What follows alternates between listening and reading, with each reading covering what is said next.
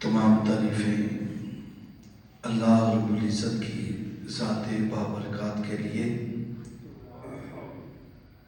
جس پاک ہستی نے ہمیں ہماری زندگی میں ایک مرتبہ پھر رمضان المبارک کا جمعۃ المبارک عطا فرمایا، اور درود لامحدود ہوں تاجدار رسالت حضرت محمد مصطفیٰ صلی اللہ علیہ وآلہ وسلم کی ذات اقدس پر، جن کی نسبت کی وجہ سے ہمیں اسلام ملا، ایمان ملا، قرآن ملا اور رمضان ملا۔ معزز اور محترم سامعین گرامی، یہ رمضان المبارک کا رحمت کا پہلا عشرہ ہے۔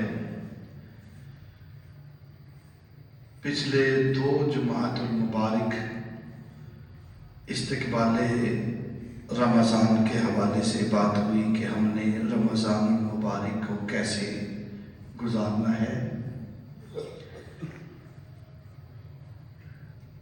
اور قرآن و حدیث سے ہم نے کچھ سیکھا۔ اللہ تعالیٰ ہمیں اس مبارک مہینے کے فیض و برکات، اس کی رحمتیں، مغفرتیں ہمارے شامل حال فرمائے۔ رمضان المبارک کا پہلا عشرہ اور اس کی 3 تاریخ سیدہ طیبہ فاطمہ الزہرا سلام اللہ علیہا کے یوم وصال کا عشرہ ہے، اور اس کی 3 تاریخ کو سیدہ پاک کا وصال ہوا۔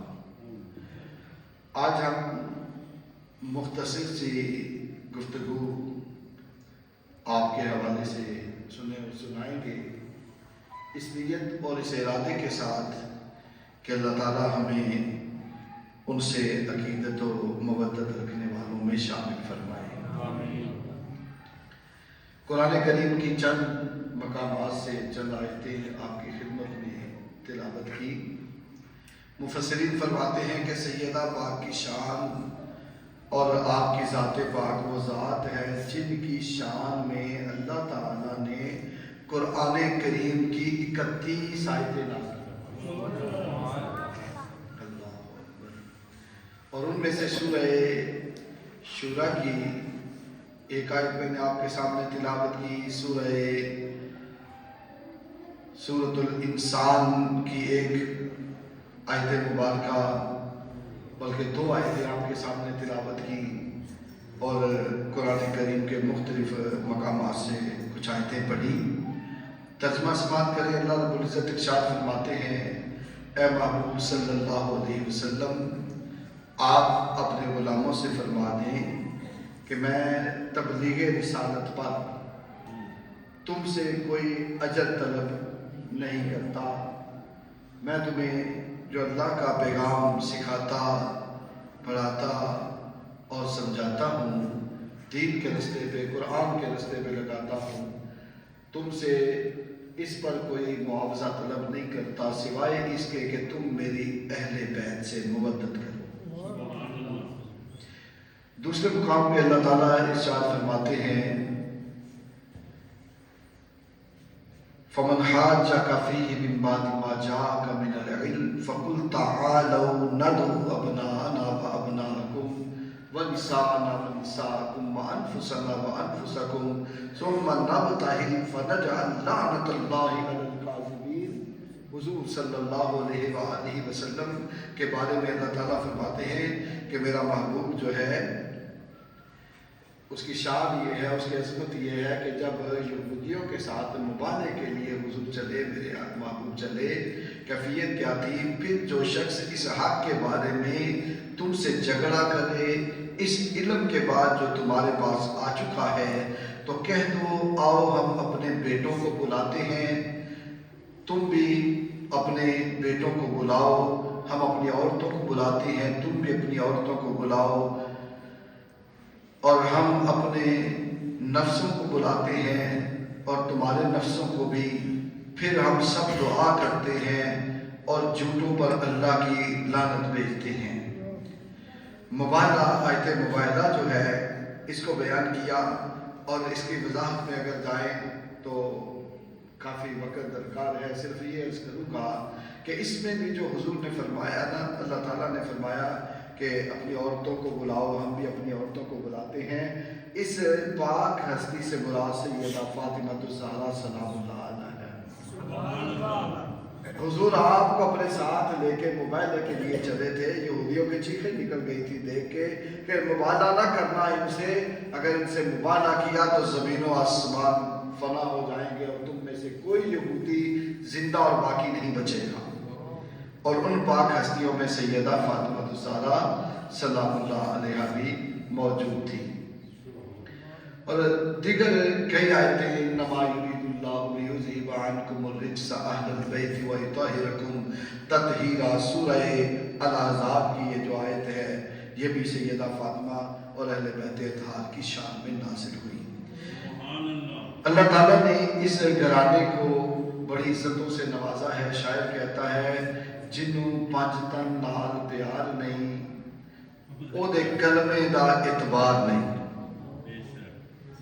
حضور کے ساتھ، حضرت علی کے ساتھ، سیدہ فاطمہ زہرا کے ساتھ، حسنین کریمین کے ساتھ فرمایا جنوں پنج تن نال پیار نہیں، او دے کلمے دا تے جڑا چوں یاراں دا یار نہیں. ہم سب کو ماننے والے ہیں، جس کی حضور سے نسبت ہے نا ہم سب کو مانتے ہیں.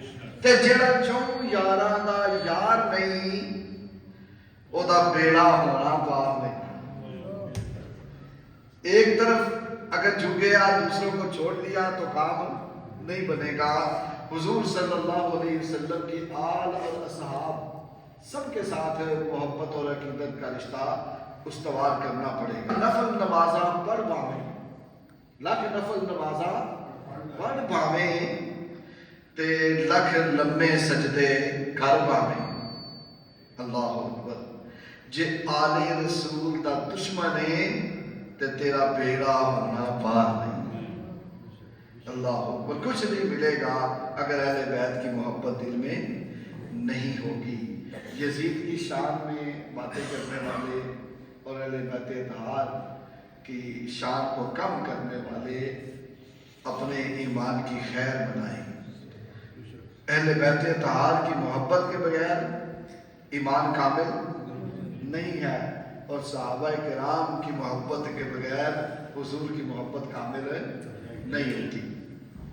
نبی رحمت صلی اللہ علیہ وسلم نے ارشاد فرمایا الا ان مثل اہل بیتی فیکم مثل سفینۃ نوح من رکبها نجا ومن تخلف عنها ہلکا. حضور فرماتے ہیں میری اہل بیت کی مثال کشتی نوح کی طرح ہے. جیسے جو لوگ کشتی نوح میں سوار ہوئے وہ بچ گئے تھے، ایسے ہی جو میری اہل بیت اطہار کی محبت اپنے دل میں بسا دے گا اللہ تعالیٰ اسے نجات عطا فرما دے گا. اللہ اکبر. حضرت امام حاکم المستدرک میں ارشاد فرماتے ہیں حضور صلی اللہ علیہ وسلم نے ارشاد فرمایا کہ سب سے پہلے جنت میں فاطمہ، حسن اور حسین داخل ہوں گے. حضرت علی رضی اللہ تعالیٰ عنہ ارشاد فرماتے ہیں مجھے خبر ملی ہے کہ ان کے ساتھ میں ملوں گا. اللہ اکبر. حضور کے ساتھ داخل ہونے والے کون؟ حضور نبیوں کے سردار، سیدہ فاطمہ تمام کائنات کی جنتی عورتوں کی سردار، ان کے شوہر تمام ولیوں کے سردار، اور ان کی اولاد، ان کے بیٹے جنتی جوانوں کے سردار. اللہ اکبر. اللہ تعالیٰ نے اس گھر کو سرداری عطا فرمائی ہے.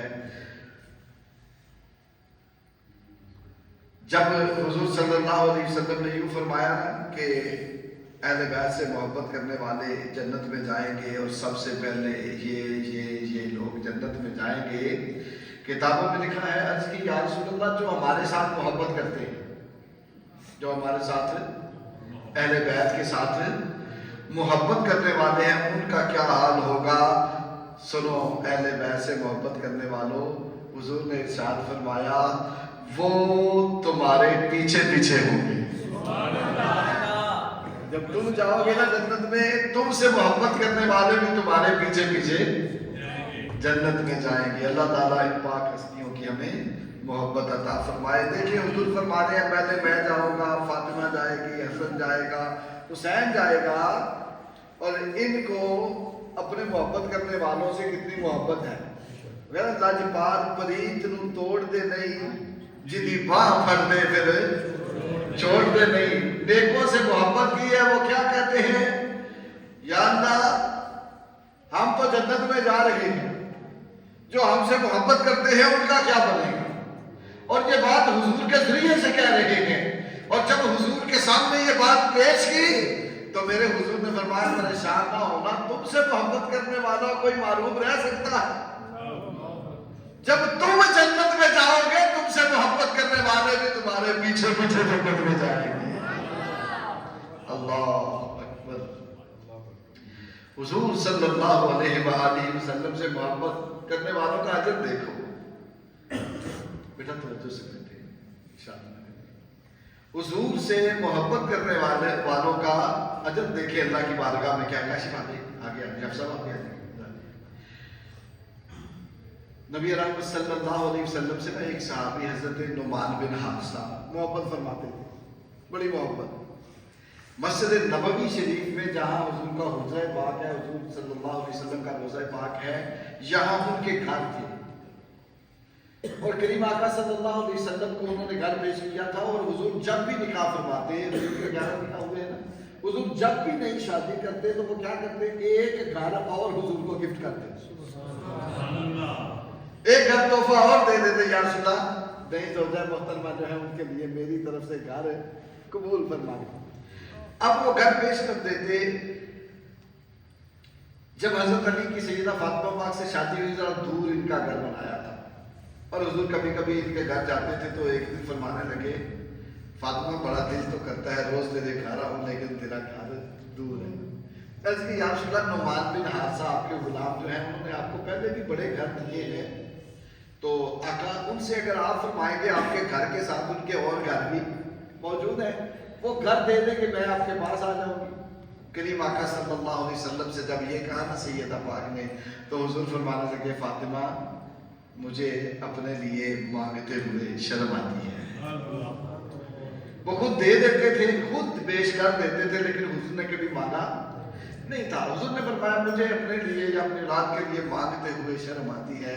جب یہ بات حضرت نعمان بن حارثہ تک پہنچی نا، حضور نے یہ فرمایا ہے، وہ حضور کی بارگاہ میں حاضر ہوئے، ہاتھ جوڑے روئے، اور اس کی یا رسول اللہ میرا کیا ہے، سب کچھ آپ ہی کا ہے، میرے آقا سب کچھ آپ کا ہے۔ انہوں نے پھر سیدہ فاطمہ پاک کو بھی حجرہ حضور کے گھر کے ساتھ والا، سیدہ عائشہ پاک کا جو حجرہ تھا اس کے ساتھ ہی روضہ پاک کی جو اب جگہ ہے، اس جگہ پہ سیدہ پاک کے لیے بھی حجرہ پیش کر دیا۔ پھر اس ہستی کو اللہ تعالیٰ نے اجر کیا دیا، شان کیا دی، مرتبہ کیا دیا۔ اللہ اکبر۔ ایک مرتبہ نا حضور کھڑے ہو کے حضرت جبریل امین سے باتیں کر رہے تھے، حضور باتیں کر رہے ہیں، اور باتیں جب کرتے تھے تو جبریل نظر کسی کو نہیں آتے تھے، انہوں نے دیکھ لیا، انہیں نظر آئے۔ جب یہ قریب سے گزرے نا تو حضور صلی اللہ علیہ وسلم کے ساتھ جبریل امین بات کر رہے ہیں، بات کرتے کرتے کہتے ہیں یا رسول اللہ یہ 80 میں سے ہیں۔ یعنی جب غزوہ حنین کے دن سارے بہا کے تھے نا، ہر طرف سے تیر پڑ رہے تھے، سمجھ نہیں آتی تھی کیا کریں، تو 80 لوگ تھے جو حضور کے ارد گرد تھے، اور جو استقامت کے ساتھ کھڑے رہے تھے، بچ جائیں گے بھاگیں گے نہیں۔ جبریل تعریف کر رہے ہیں حضور یہ آپ کا وہ غلام ہے جو ان 80 میں سے ہے جو بھاگے تھے۔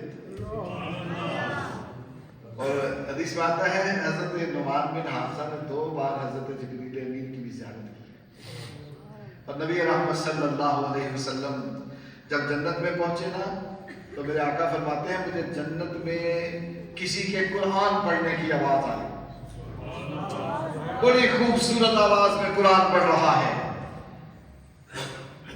جب قرآن کی آواز سنی میرے حضور فرشتوں سے فرمانے لگے یہ کون قرآن پڑھ رہا ہے اتنی خوبصورت آواز میں؟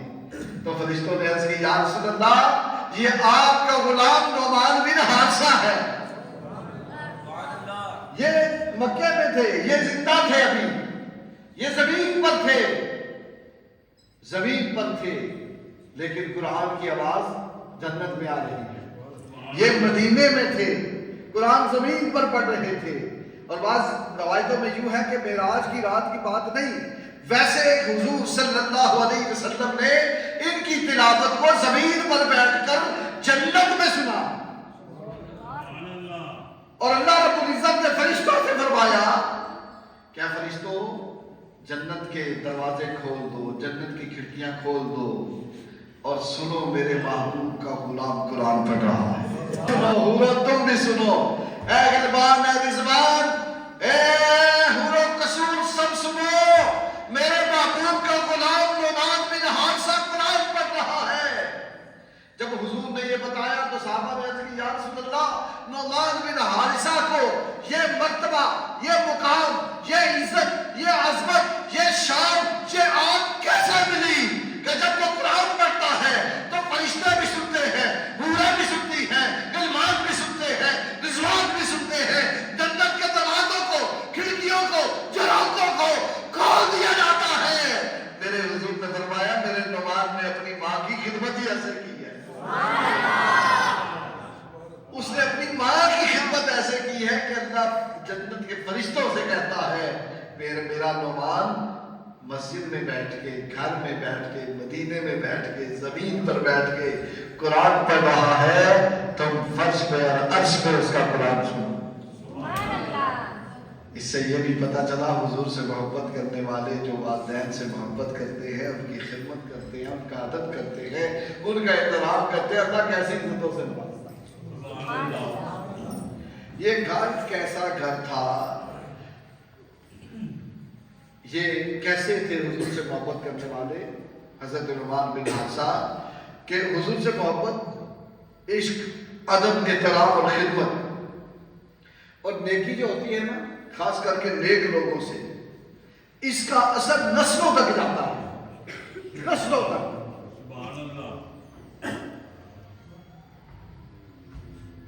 ان کی بیٹی تھی حضرت ام حشام، اثر دیکھو کہاں جا رہا ہے، بیٹی ہے ام حشام، اس نے سورہ قاف خود نبی پاک صلی اللہ علیہ وسلم سے پڑھی ہے، اور اکثر کیا کرتی، کھانا پکاتی، کھانا پکا کے حضور صلی اللہ علیہ وسلم کے لے کے آتی، اور جمعے کی نماز باقاعدگی سے حضور صلی اللہ علیہ وسلم کے پیچھے پڑھا کرتی، باپ خدمت کرتے تھے، ادب کرتے تھے، احترام کرتے تھے، آگے سے اولاد بھی نیک بھی۔ پھر حضرت ام حشام فرماتی ہیں کہ حضور صلی اللہ علیہ وسلم کے ساتھ ہم رہا کرتے تھے، گھر جو ان کے تھے تو اپنا گھر بھی حضور کے ساتھ ہی رکھتے تھے، ایک دے دیتے، اگلے میں شفٹ ہو جاتے اور پھر حضور کے ہمسائے رہتے، اور فرماتی ہیں کہ ہم حضور کے ساتھ رہتے تھے اور ہمارا اور حضور کا تنور جس میں روٹیاں لگاتے ہیں، اب دیکھا دیہاتوں میں اکٹھا تنور ہوتا ہے 2 4 10 گھروں کا، اور اکٹھی ہو کے تو روٹیاں لگاتی ہیں، آپ فرماتی ہیں ہمارا اور حضور صلی اللہ علیہ وسلم کا تنور ایک، اللہ اکبر۔ انہوں نے سیدہ طیبہ فاطمہ زہرا سلام اللہ علیہا کو اپنا گھر پیش کیا تھا۔ کون؟ فاطمہ الزہرا سلام اللہ علیہا۔ ولایت ہے، علماء فرماتے ہیں ولایت ہے تو فاطمہ کے گھر میں، ولیوں کے تاجدار حضرت ہیں، امامت ہے تو فاطمہ کے گھر میں، شہادت ہے تو فاطمہ کے گھر میں، صداقت ہے تو فاطمہ کے گھر میں، سعادت ہے تو فاطمہ کے گھر میں، شجاعت ہے تو فاطمہ کے گھر میں، ہدایت ہے تو فاطمہ کے گھر میں، صلابت ہے تو فاطمہ کے گھر میں، کرامت ہے تو فاطمہ کے گھر میں، شفاعت ہے تو فاطمہ کے گھر میں، تلاوت ہے تو فاطمہ کے گھر میں، رحمت ہے تو فاطمہ کے گھر میں، راحت ہے تو فاطمہ کے گھر میں، شفاعت ہے تو فاطمہ کے گھر میں، جنت ہے تو فاطمہ کے گھر میں، نبوت ہے تو فاطمہ کے گھر میں، رسالت ہے تو فاطمہ کے گھر میں۔ جنت میں کس کا قبضہ؟ زہرا بتول کا۔ رحمت ہے کس کا صدقہ؟ زہرا بتول کا۔ رحمت ہے عام کس کی؟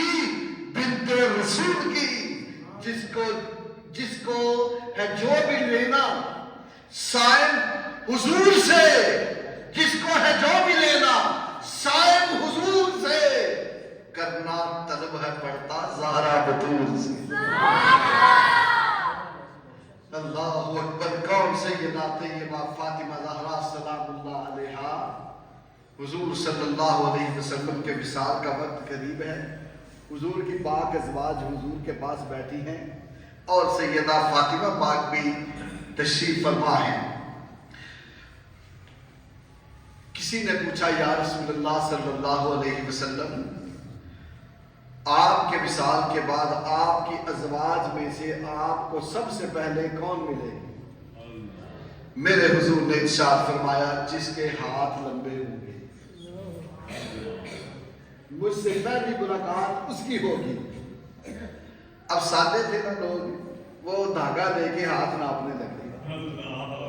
حضرت سودا رضی اللہ تعالیٰ عنہا بڑی اونچی لمبی جوان تھی، ان کے ہاتھ لمبے تھے، لیکن بعد میں جو وصال ہوا حضرت زینب کا ہوا، اور پھر فرماتی امہات المومنین کہ ہمیں پتا چلا ہاتھ لمبے ہونے کا مطلب بظاہر لمبا ہونا نہیں، ہاتھ لمبے ہونے کا مطلب یہ تھا کہ جو سخی زیادہ ہو،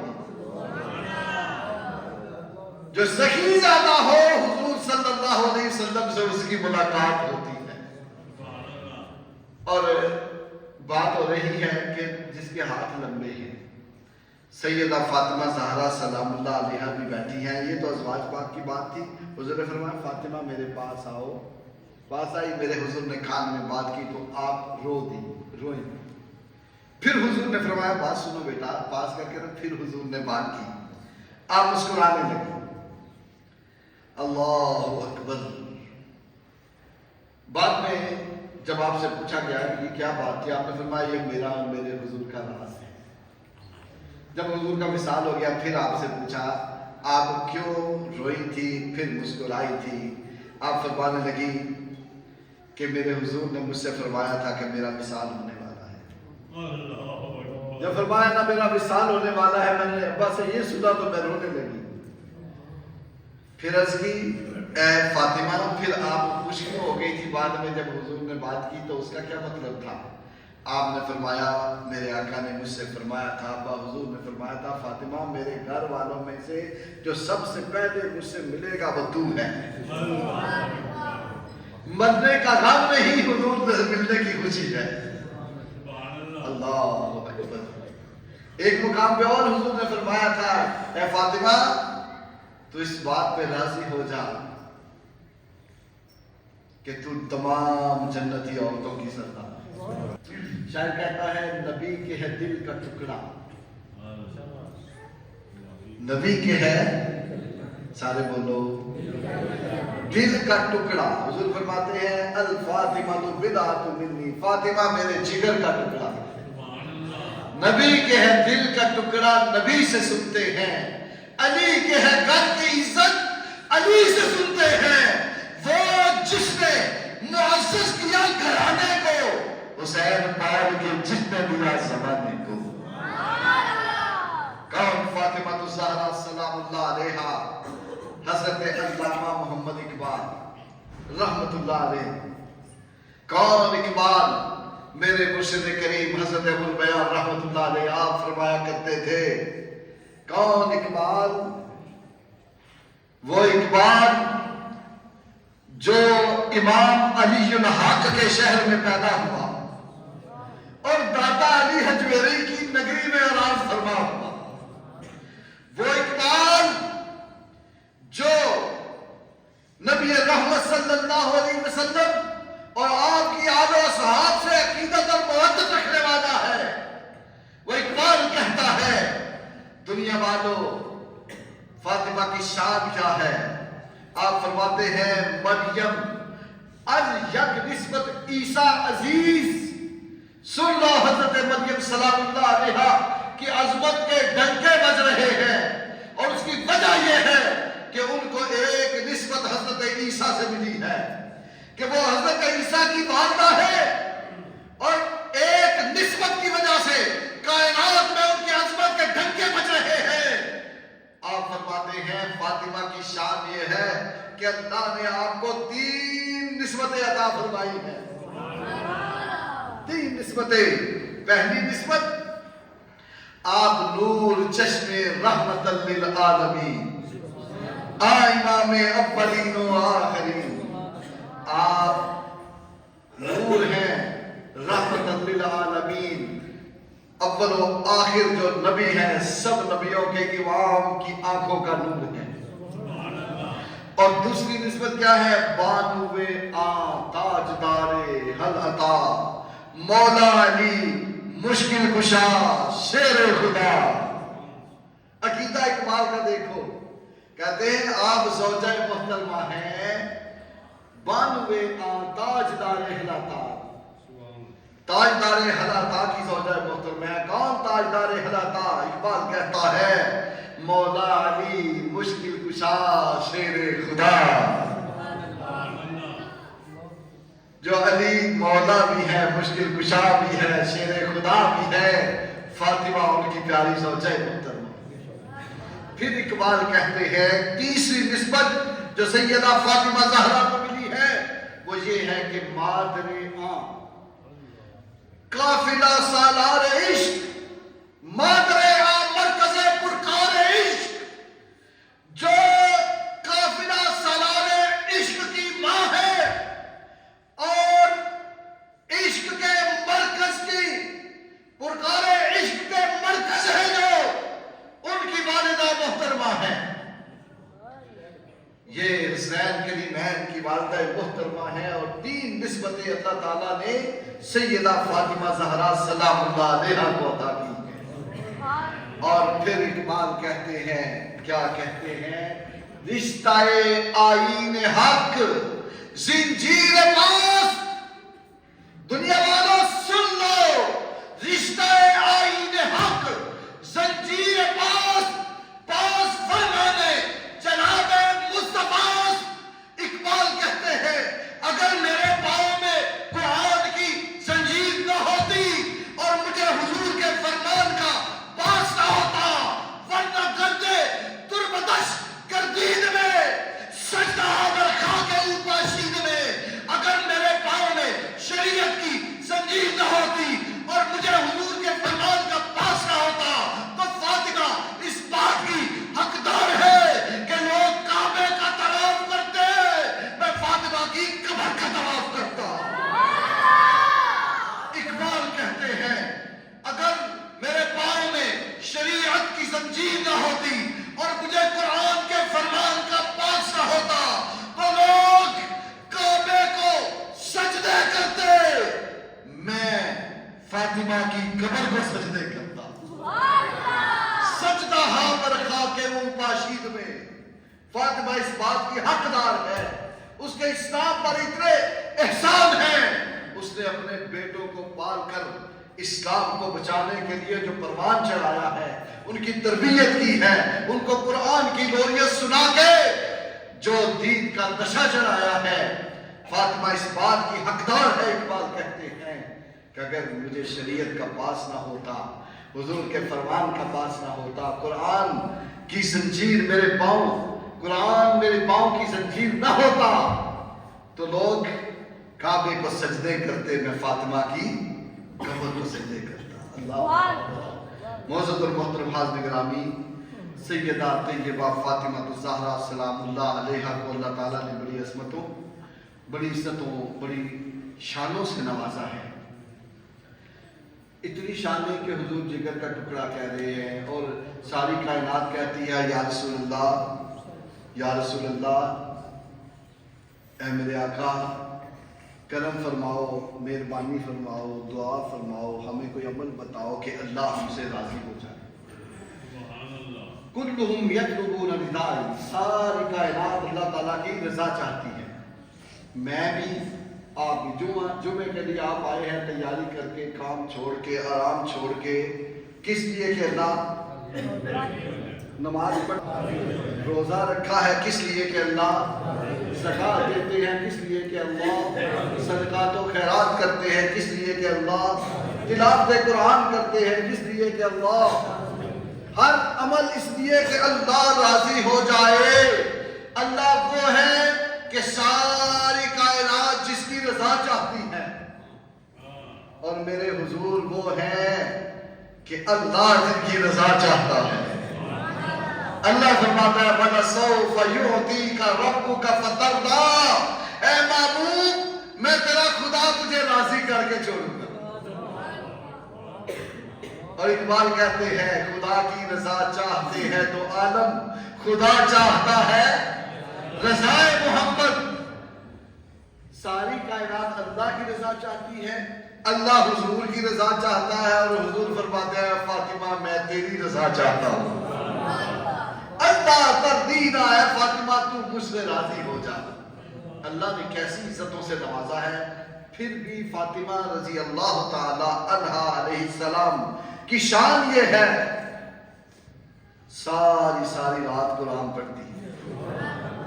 یہ نہیں کہ میں نبی کی بیٹی ہوں اور حضور مجھے بخشوا دیں گے، حضور مجھے جنت میں لے جائیں گے، مجھے جنت کی عورتوں کا سردار کہہ دیا، میرے بیٹوں کو جنت کے جوانوں کا سردار کہہ دیا، میں نہ پڑھوں نا۔ ساری رات قرآن پڑھتی ہے، ایک رکعت میں پورا قرآن پڑھ جاتی ہے، ساری رات نماز پڑھتی ہے، اور کئی دفعہ سجدے میں ساری رات گزار دیتی ہے۔ اور جب خرچ کرنے کی باری آئے تو کوئی پوچھے اے فاطمہ زہرا سلام اللہ علیہا، زکوٰۃ کا نصاب تو یہ ہے کہ 40 پر ایک اللہ کی راہ میں دینا، 40% 40 ہو تو ایک اللہ کی راہ میں دے دو۔ آپ کیا کہتی ہے؟ فرمایا شریعت کا نصاب تو یہی ہے کہ 40 ہو تو ایک خرچ کرو۔ اگر فاطمہ سے پوچھو تو فاطمہ کی حالت یہ ہے جتنے ہو سارے اللہ کی راہ میں دے دو۔ جنتی عورتوں کی سردار ہونے کے باوجود حال یہ ہے، کیفیت یہ ہے۔ اور اپنے بچوں کی تربیت، میرے حضرت ابوالبیان رحمۃ اللہ علیہ صاحب فرمایا کرتے تھے کہ آپ اپنے بچوں کی تربیت کیسے کرتی تھی؟ آپ بچوں کو سینے سے لگاتی تھی تو قرآن پڑھتی تھی، سارے بولو، دودھ پلاتی تھی تو قرآن پڑھتی تھی، لوریاں سناتی تھی تو قرآن پڑھتی تھی، چکی پیستی تھی تو قرآن پڑھتی تھی، آٹا گوندتی تھی تو قرآن پڑھتی تھی، روٹی پکاتی تھی تو قرآن پڑھتی تھی، شہزادوں کو کھلاتی تھی تو قرآن پڑھتی تھی، علی کو کھلاتی تھی تو قرآن پڑھتی تھی۔ علی نے قرآن پڑھ کے جو روٹی فاطمہ نے پکائی تھی، علی وہ کہتا تھا، میرے حضور نے فرمایا میرے علی کی شان یہ ہے القرآن مع علی وعلی مع القرآن حتی یلد علی الحوض، علی قرآن کے ساتھ ہے، قرآن علی کے ساتھ ہے، یہاں تک کہ حوض کوثر میں بھی دونوں اکٹھے آئیں گے۔ آٹا گوندھ کے، روٹی پکا کے، شہزادوں کو کھلا کے، قرآن سنا کے، حالت کیا تھی؟ اپنے بچوں کو کھانا کھلایا قرآن پڑھ کے، اور شہزادوں نے کیا کیا؟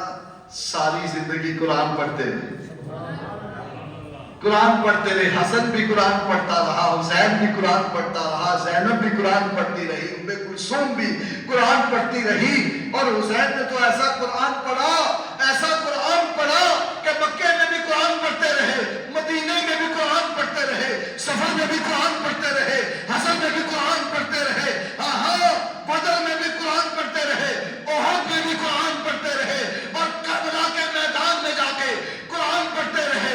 10ویں کی ساری رات آپ نے قرآن پڑھا، پھر قرآن پڑھ کے شہید ہوئے۔ دنیا میں جتنے بھی شہید ہیں قرآن پڑھ کر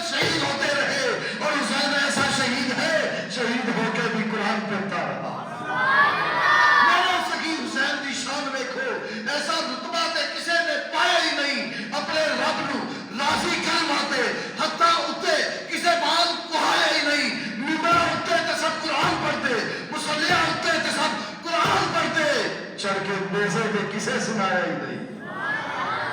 یہ امام حسین رضی اللہ تعالیٰ عنہ جو عبادت کر رہے ہیں، نیکی کر رہے ہیں، حسن عبادت کر رہا ہے، علی کر رہے ہیں، پیچھے حضرت فاطمہ زہرا سلام اللہ علیہا کی دعائیں بھی ہیں، وفائیں بھی ہیں، اور ان کی خدمت بھی ہے، اور ان کی برکت بھی ہے۔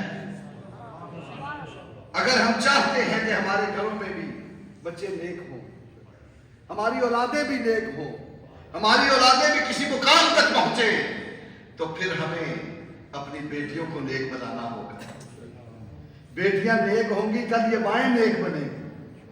سارا دن موبائل پکڑ کے ٹک ٹاک پہ گانے سننا، ویڈیوز دیکھنا، اس کی بجائے اپنی بیٹیوں کو قرآن پڑھنا سکھاؤ، ترجمہ پڑھنا سکھاؤ، حدیث پڑھنا سکھاؤ۔